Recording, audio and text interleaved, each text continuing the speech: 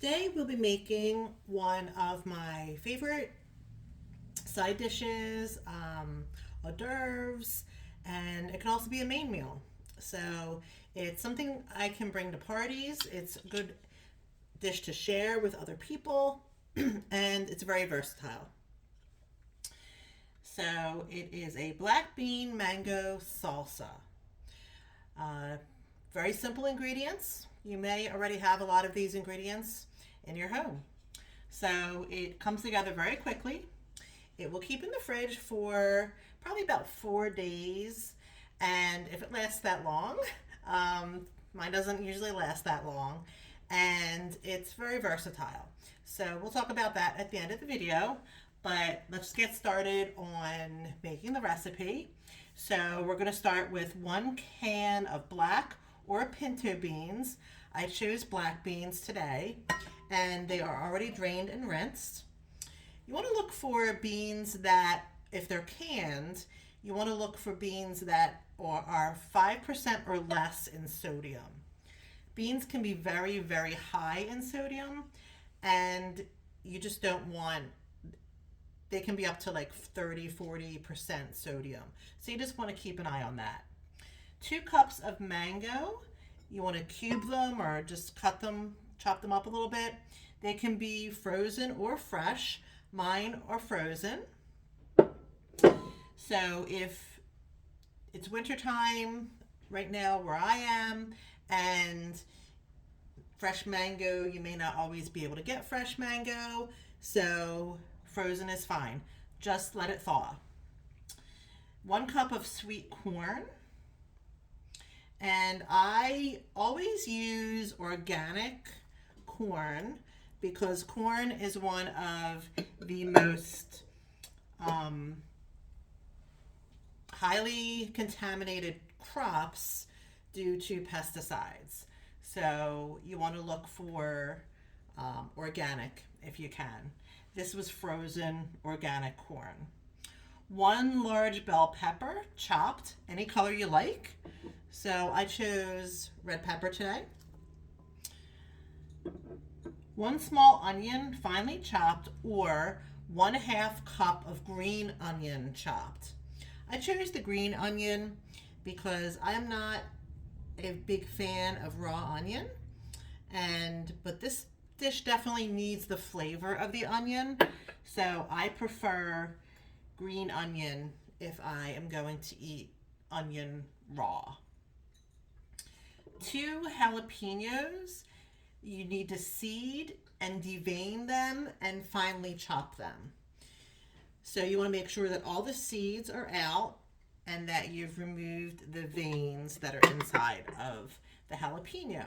If you want a little bit less heat, once you take the seeds out of the jalapeno, they don't have as much heat to them. But if you prefer less heat or you really don't like heat at all, you can do 1 jalapeno, or you can also just add in some more bell pepper.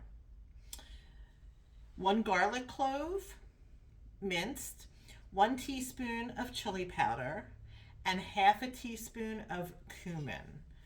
So these are all together in here. So put all of them in. And 2 tablespoons of lime juice. That will be approximately 1 lime if you are juicing it yourself. And that's it.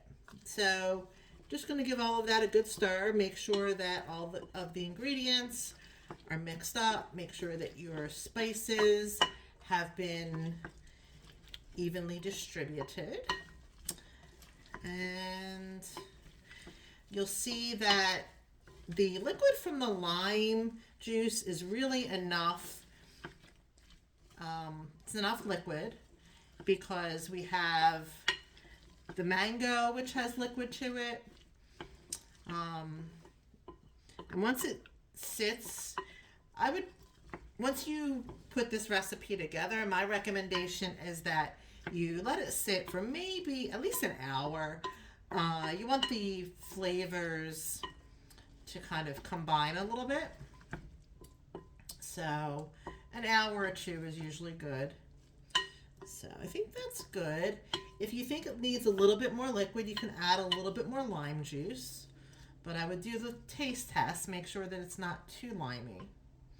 And then what you want to sprinkle on top, the final touch, is some lime zest.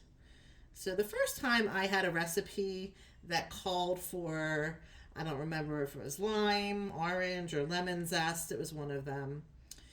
I looked all over the supermarket for zest. Okay, so it's very simple. Zest is just the skin of that fruit, and you just take like a grater and you grate the skin and it becomes zest. That's all it is. So it gives it a nice flavor.